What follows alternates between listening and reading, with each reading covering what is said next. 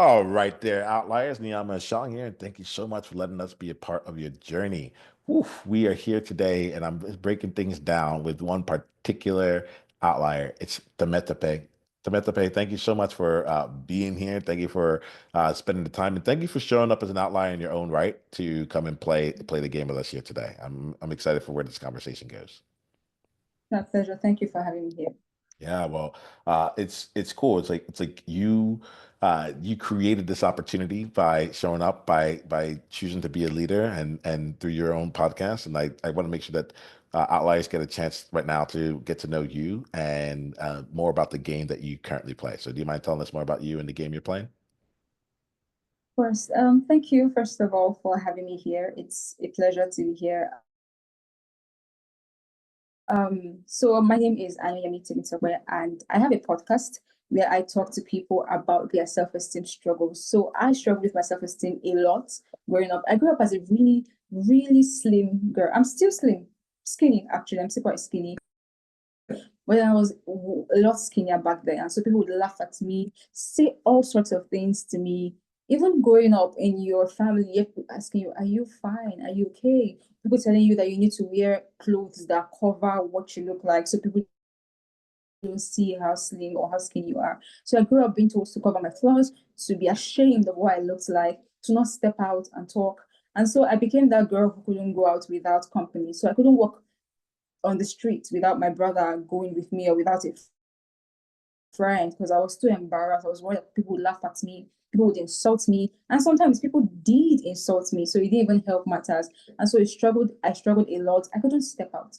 I couldn't do anything. I knew what it took. I knew I had potential. People had told me, oh my God, you have such gifts, you have such talent, you have such skills, you should do this, you should do that. But then I'll just, stay in my corner and just not step up because I don't want to expose myself.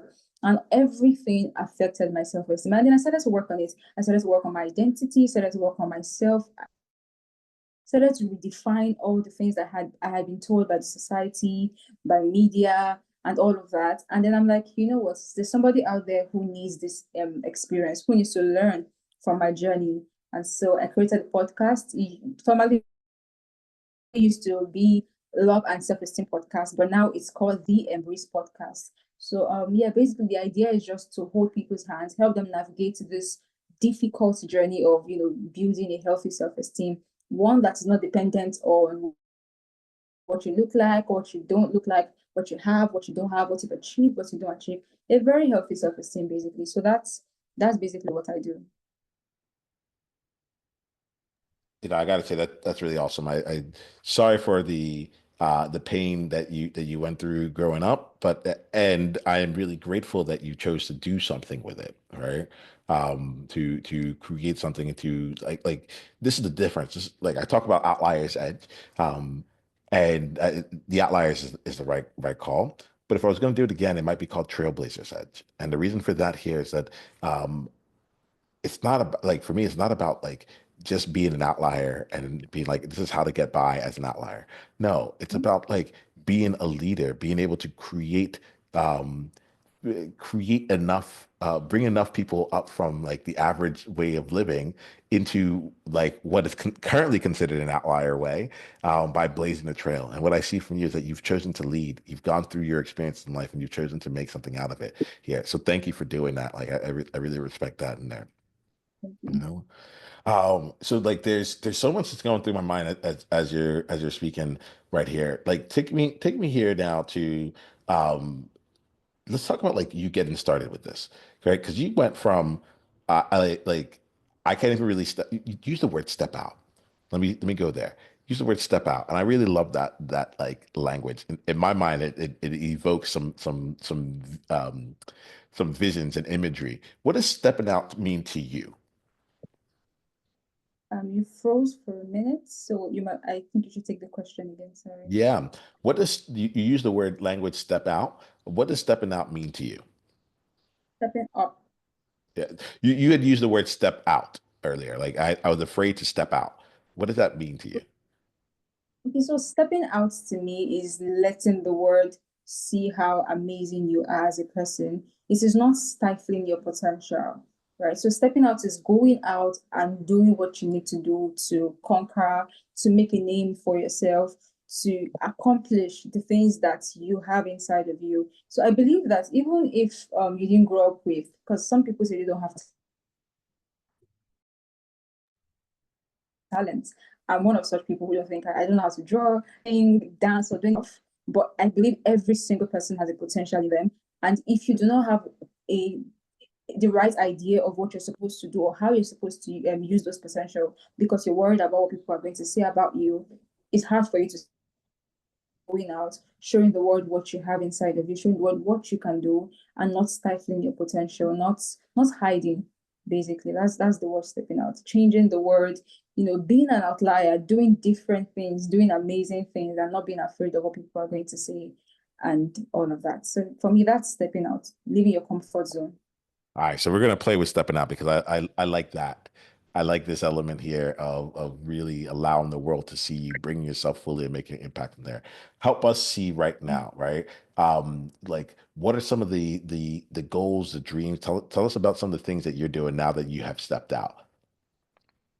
Hmm. Before, I'm not the kind of person to before I discovered the kind of person I could be or the potential I had, I'm not the kind of person to step out and actually be in a live video like this one. So I'm a behind the scene kind of person. I like to just do work behind the scene, let people know, okay, this is the work of Temitope, but not see my face. Let them know, oh, she did this, but not to know who I am, not be able to put a face to the name. That's the kind of person I like to be because I don't want anybody to know me. I don't want to be exposed. I don't want to do embarrassing stuff and be laughed at, right? I just wanted to be in my comfort and in my corner. But I've had to realize that there's one quote I've had to hold on to for the past couple of years is that embarrassment is the cost of entry. So if you are going to change anything at all, you need to be willing to go out, even if you don't like to be seen as a beginner. You want to be seen as a beginner. You want to be seen trying. That is something I've had to learn over the years. I wish it was something somebody told me when I was younger, but I had to learn it. Right? If you're going to step out, if you're going to leave your comfort zone, you have to get comfortable with being seen as trying. You have to get comfortable with doing things that might seem embarrassing, for example. So if you're starting a career in content creation, for example, and you do not have a camera, what you have is your phone. You are afraid to use it because you don't want people to laugh at you because, oh, this is not the ideal gadget for the best content creator, but that's what you have, that's what you can work with right now. So as opposed to being afraid, as opposed to hiding what you have, how about starting with what you have? So I've had to learn that embarrassment is really the cost of entry, and that has made me step out of my comfort zone. So even when I don't think I have everything I need to step out, I would step out with the best that I know and the best that I can do in that moment. And right. So for me, that's one thing I've had to learn in my journey of stepping out and then working hard at my career also. Like I said, I didn't grow up thinking I had talents. I'm not the kind of person that you'd call when you need somebody to draw, to dance, to write.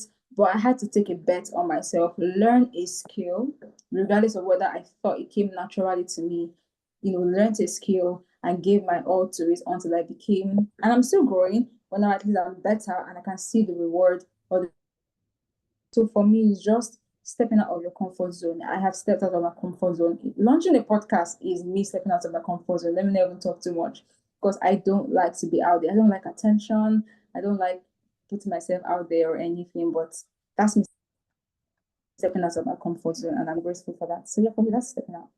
Yeah, no, I appreciate this, and I think that there's I love like talking about this here because it's like I think there's a couple different things. One, you're like, I don't like stepping out and all these things. I'm like, I hear that part of your identity. And another part of me is like, we've been talking for a bit. Like before we hit record here, we were talking, and I'm like, one of the things that I get about you is that like you have an amazing like energy to you, right? You have a very like it's very it's a palpable like inviting energy. But at the same time, what I also get from you is like you're a challenger, you're a champion for people, right? So like you're not just like go out there and make your biggest impact. You're like go out and conquer the world, right? You use like that's not like light energy that's there. You know, it's like there's there's a drive to that, right? There's a drive to that here, and so I enjoy being in space with you because it's what's actually really interesting as we're talking here to Temitope. Like I it's almost like it's hard for me to even imagine the woman you were talking about beforehand who like would like who like it's like I couldn't go out without my brothers, you know, like it's hard to imagine that right now. And I'm thinking about this. I want to say that out loud, not because I don't believe it, not because but I think that there's a lot of times, and not like this might apply to you in certain ways, where like people see you now and they don't get what it took for you to be here, you know? And there's something about that, what it took for you to be here, that's actually the edge. Like that, like when I think about the outlier's edge, like to me, that's the edge. The thing that like most other people didn't have to overcome, but then you ended up in the same exact place as they did.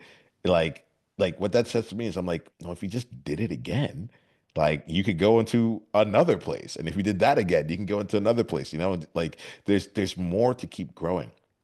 So like, let me ask you here,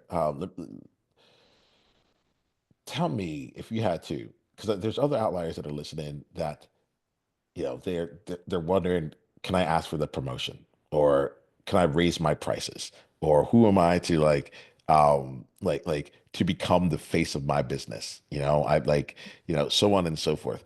Let me let's check in here around like what it took for your identity to shift both internally and the external actions around it.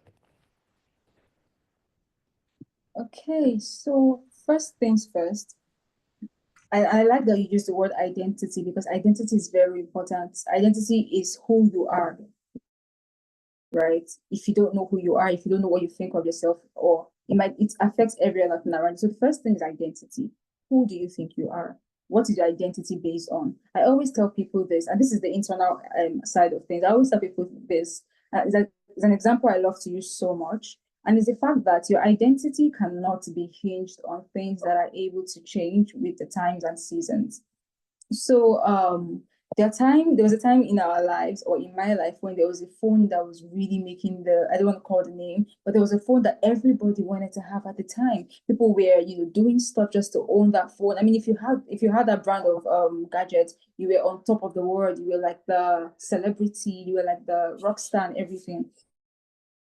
And then 10 years down the line, I don't think I've heard the name of that phone in a while. Like the phone has really faded. Now there's a new brand of phone that is trending, and that's what everybody wants to use now. And so I'm thinking, if your identity was based on, oh my God, I can afford to have this particular gadget or this particular brand of gadgets, now that it is gone or it is extinct, for lack of a better word, what would become of your identity now? What would you think? Would you think you're useless? Would you think you're worthless because you no longer have that device or that gadget or own that brand? So for the first thing I always tell people is it's amazing to have the external things in building your confidence, building your worth, increasing your work rate, having promotions. Those things are really important, and I'm going to go to that next.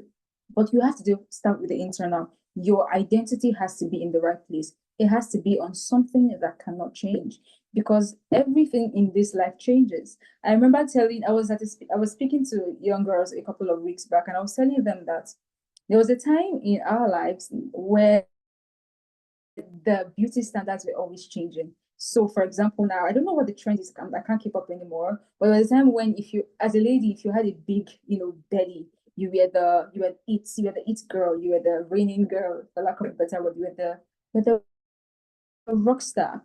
And then year after year, those standards keep changing. The trends keep changing, right? So if your identity is based on things that will change, your worth will keep seesawing. It will keep, changing with the times. And you don't want that. You don't want an identity that is always changing. You want it to be fixed, to stay, to never leave. Right. So for example, is a case where, oh, I didn't get a promotion. I know I deserved that promotion, but I didn't get it. You feel sad. You might even question yourself a little bit. You will have imposter syndrome. You would question your work level, your work rate, but you will not think that you are not deserving of another promotion, or you will not think that you don't have what it takes to try again. So there are times where you're momentarily down. You don't think you are you start to question. Imposter syndrome is a thing that everybody experiences, and it happens sometimes. Some things influence it. So, for example, you didn't get a promotion, you didn't get a raise. Those things have a way of influencing how you see yourself and your career, but they won't affect the core of who you are. And that's why I started by defining identity as who you are. Who do you think you are? Am I Temitope, a podcaster, or am Temitope Temitope? I can't base my identity of being a podcaster because I don't think I'm going to podcast for the rest of my life. So what happens when I close out the podcast? What becomes of my identity? I can't be taking up where the senior content. I work in content marketing, so I can't be taking up where the senior content marketing manager, and that's all there is to me. Because what happens when, for example, I get laid off, right, or I lose my job, or something happens, or I just quit, right? What then becomes of Temitope? Temitope is a whole person. She exists outside of the other things that make her up. She exists outside of her career, outside of her, of the things that she had, outside of what she looks like, right? That's the internal work. You always have to ask, who am I? What are the values that I have? And not you're not asking yourself the values you have because you are using those values to define you, but you're trying to know who you are. Who am I? What is my experience? What is my background? What privilege do I have above other people? What are my edges? What is my edge? Right? Those things make up who you are. Who made me? Why am I here? What's my purpose? You have to know who you are. You have to know who you are here to be, right? And then you can also deal with the external side of things. So you don't think you are good enough, you don't think you are worthy. Those are things that we can now begin to work on. Confidence, for example, can always be worked on. Low self-esteem can always be worked on. Low self-worth. When I was struggling with my low self-esteem, I tried a lot of things. I mean, I couldn't afford therapy or a psychologist at the time, so I had to do it myself, right? So I did a lot of researching, a lot of trying things out. So, for example, I've always wanted to be a girl who worked in the media space, in journalism, for example. So I would watch, videos of skinny people who are killing it in their careers as journalists. They are my role models. I'm trying to see them as a mirror of possibility. If they could do it, I can do it too, right? So those were the things I needed to do outside to work on myself externally. So I had dealt with the internal parts. I am not who I look like. I am not what I have and what I don't have. But while I know this, I still struggle with my confidence. I still struggle with my worth. I still struggle with my esteem. And then I started dealing with that. When people tell me they are struggling with their self-esteem, the first thing I tell them is like identify who you are. What is your identity? Then you can now start dealing with the root cause of your low self-esteem, and then probably go to therapy or see a psychiatrist or whatever, right? But you first of all have to know who you are. It's very important that you know who you are. And like I said, imposter syndrome is a thing. If you are in the place in your life where you're like, oh, do I deserve this promotion? Do I deserve this raise? I think one of the best things to do is to work with a track record. So, for example, how many years have you been at this company? What is your what is the record that you have in the company? What are they saying about you? As long as you have put in the work at a company, I think everybody who is doing the best at their job deserves a promotion, right?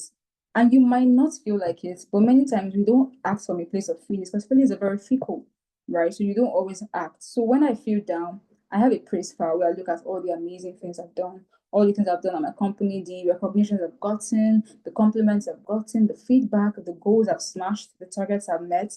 And I look at everything. So you work with what you have, what you know, what you can see. I deserve this, right? And this is after, like I said, you must have dealt with the internal part that makes you think you don't have what it takes. So you've dealt with that part. Now you're dealing with the external part. I don't think that I deserve a promotion. Why? Why do you feel that way? What are the things you need to do? You genuinely think you're not doing good enough? How can you then start to do good enough? Right. But if you're already doing good enough, how can you push past the feelings, what you're feeling to go after what you want or what you truly deserve?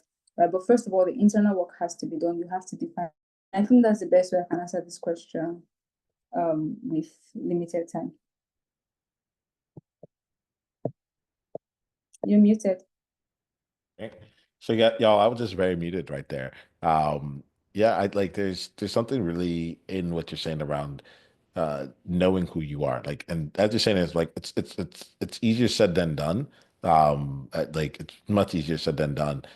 So one of the things here that I'm going to invite outliers, if any of you are like really resonating with this, and you're like, yeah, like go back and listen to some of what was just said here. Slow it down. Give yourself some time to like hear the actual questions that were there and ask and give yourself some time to like slow down and answer it. And if you've done this before in the past, I recommend that you take some time right now and just see like what's true for you right now. Like I find that um, I don't know. As an outlier, I think growth is something that's really important to all of us, right? And so, who we were and who we are, hopefully, it's been able to level up. Let's put it that way, right? It might be the same exact things, but like being able to level it up. Yeah. So I really appreciate this. I appreciate like talking through this with you. One of the things that is I guess like. I want to talk about the other side of this, right?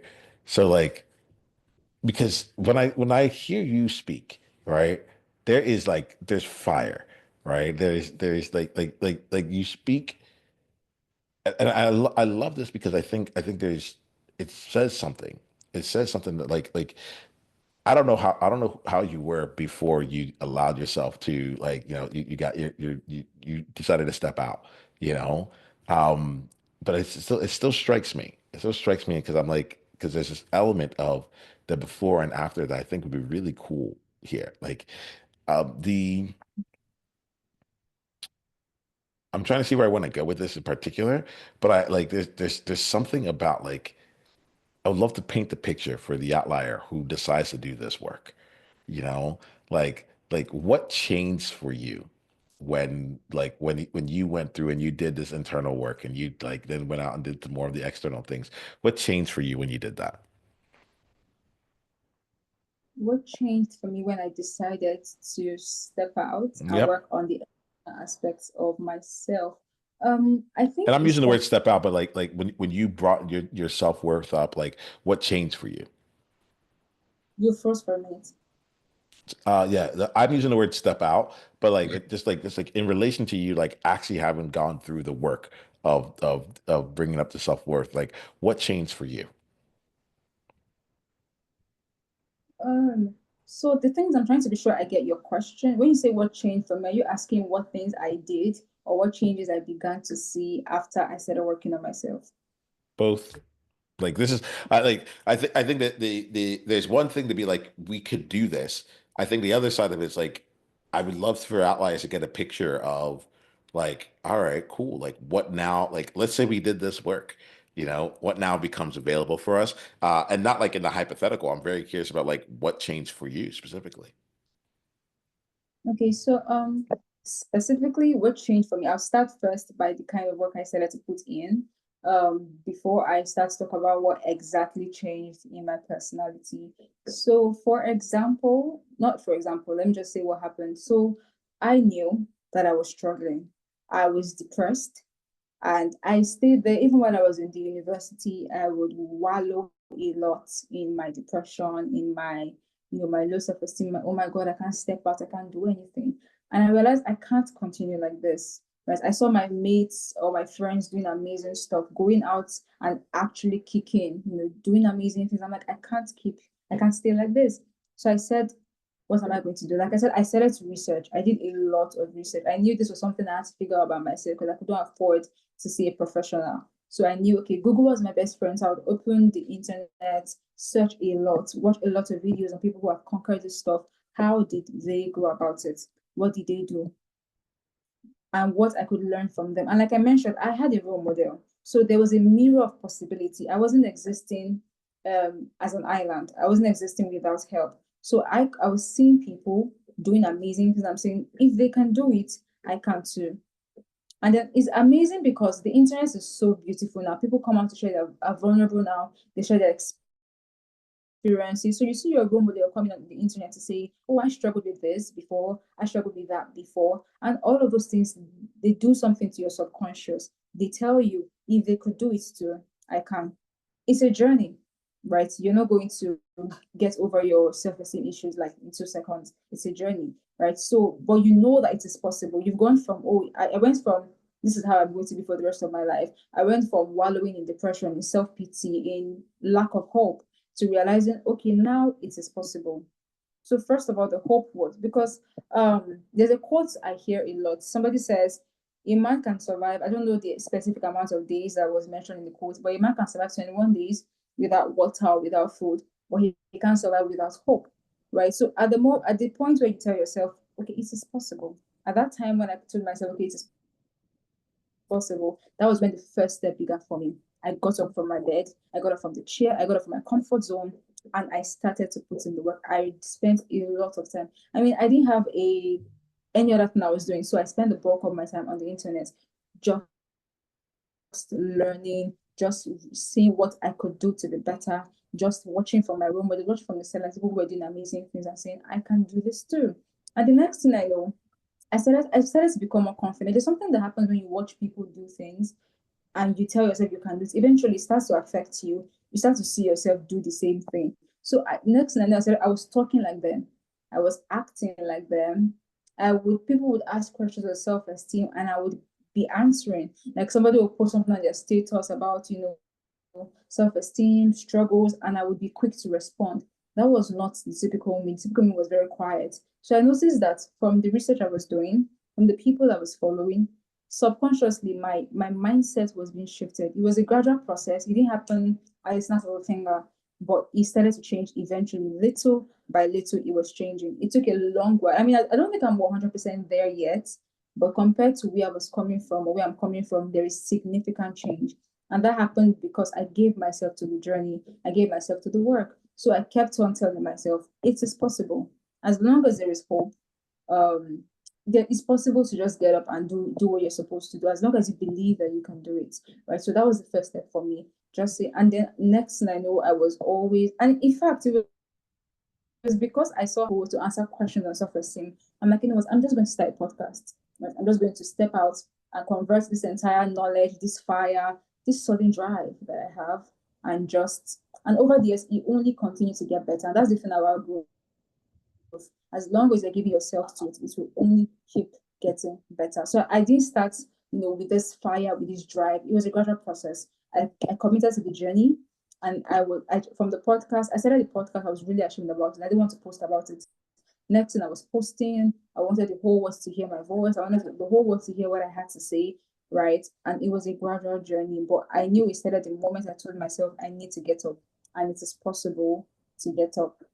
So for me, that was what changed. Practically, that was exactly what happened that changed. I just noticed. And the funny thing was, people who were around me, this is another thing that I always tell people who are struggling, is not to isolate yourself. Have people in your corner. Join a community like the Outliers, where people can encourage you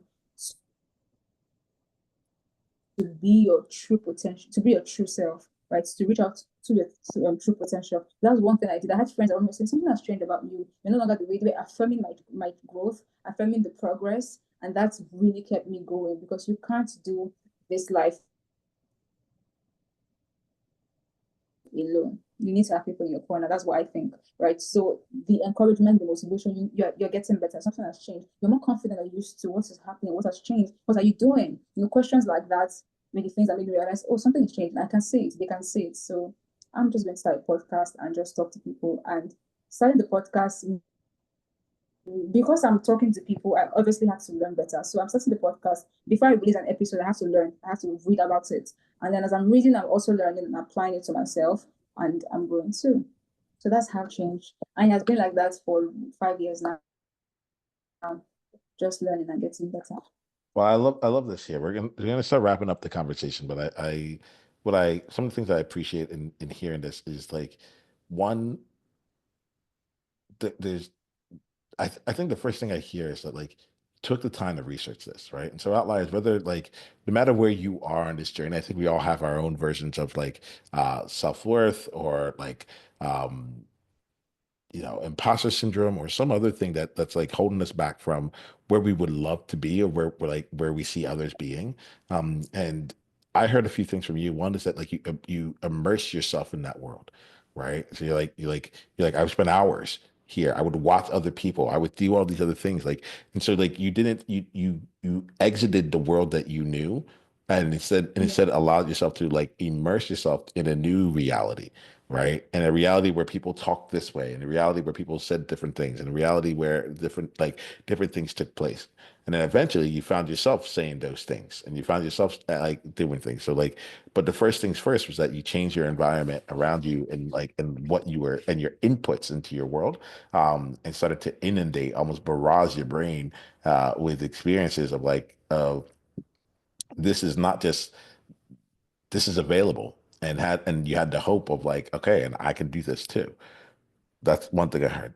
Then another thing I heard was that you also built your skills. So this was also wrapped up in the same conversation around research, right? But I think it like there was skill building throughout this, right? You were learning and you're like, and as you were learning different things, and those learnings gave you not you find yourself in places where you got a chance to apply those learnings, right? You were in spaces where people were talking about things and you're like, oh, by the way, like, have you heard about this? Or are you doing this? Like, so on and so forth. And you find yourself responding back into that, and building from those limits. So it was like you were taking the time to learn as well. And that to me is like, is different. It's like it's like your skill set was increasing, right? Yeah.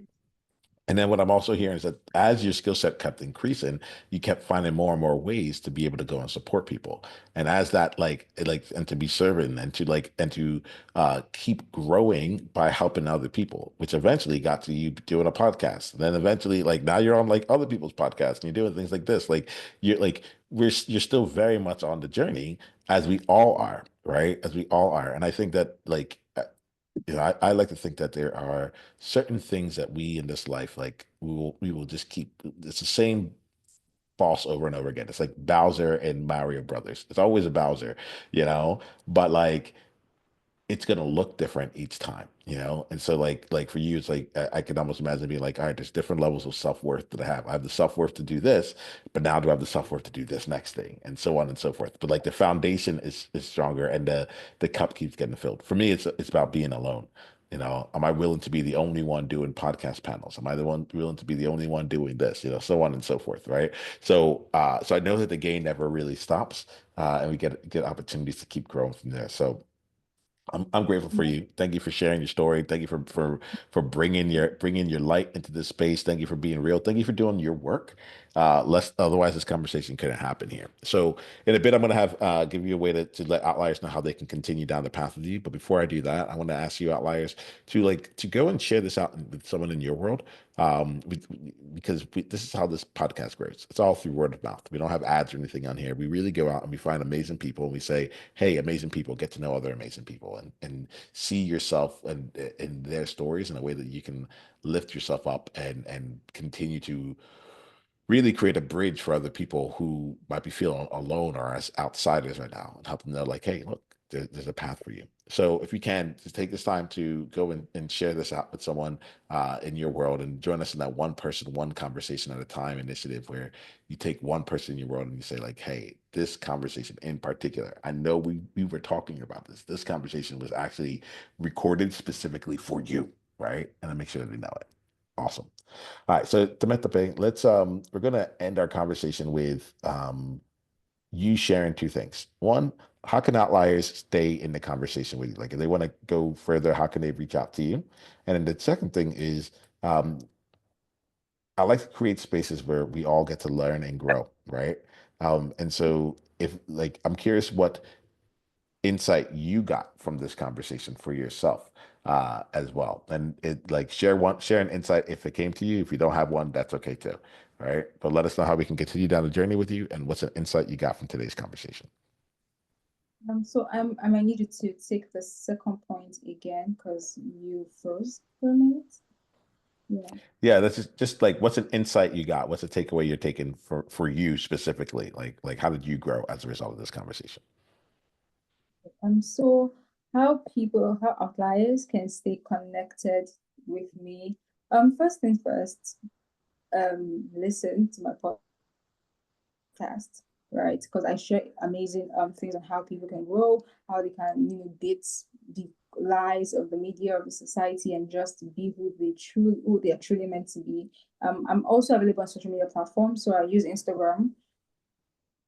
My handle is spelled a little weirdly, but I'll just spell it out. Ayampella. It's called Ayampella. I'm also on LinkedIn as Ayanyemi Temitope. So my full name is Temitope Ayanyemi, my first and last name on LinkedIn. To me, you can listen to my podcast, you can follow me on Instagram, or you can reach me on LinkedIn. And Nice. the second question Real quick, as before we to go on that, what's the name of your podcast one more time for us? We can say that just a little bit slowly so we can definitely capture it. the name of my podcast, you can reach me on The Embrace Podcast. The Embrace Podcast. Perfect. Thank you. And then now for the second question. All I have right, this so the whole conversation just so I can hear the answer to this one. This is my favorite one. oh my God. All right, so for the second thing, what insight have I gained from being on this? First of all, I like when you were talking, when I spoke and you were, kind of summarizing the things I said, you mentioned how I I gained skills and I actually apply those skills to myself. The same thing has happened just first of all going through before I got on this. When you sent me the invitation, I went through your website. I saw the amazing things that you did, and it was inspiring. I'm like, oh my God, I definitely have to be here. I don't care what's happening. I don't care what is going on around me. I must be here because I see the change that you're also making for outliers everywhere, and it was really inspiring. So for me, just seeing that is also a mirror possibility. Me being here is me challenging myself to say, you know what, I'm an outlier and I am proud of it. I am proud to speak to fellow outliers to how they can use their edge, to change the world, to impact the people around them. And impacting doesn't always mean reaching 10,000 people. It could be the people in just your corner, right? So being here has opened up that vision, for lack of a better word, for me. It's just a mirror possibility to see how much your ability, your willingness to help people can go and how impactful it really, really is. So for me, just that is a challenge for me to say, I'm going to relaunch my podcast this year and I'm going to do it big. I'm going to be unapologetic about it. I'm going to reach people who are also different, who are struggling. And for me, I think that's an insight from being here. Well, I'm excited for you. You know, we got your back inside of the Outliers Edge Guild. Like this is happening. Like like we're making this, we're bringing our gifts out into the world. And like you said it here, like we have it's 2025. I'm ready to see where we take things with your podcast and beyond. But you have a huge gift, and I'm really grateful that you share it overall, that you don't keep it to yourself, that you don't hide, and that you've stepped out and you stepped into the Outliers world here. Temitope, I'm just grateful for you. And I'll leave it at this space here. Outliers, until the next time we talk, be you on purpose. Journey out.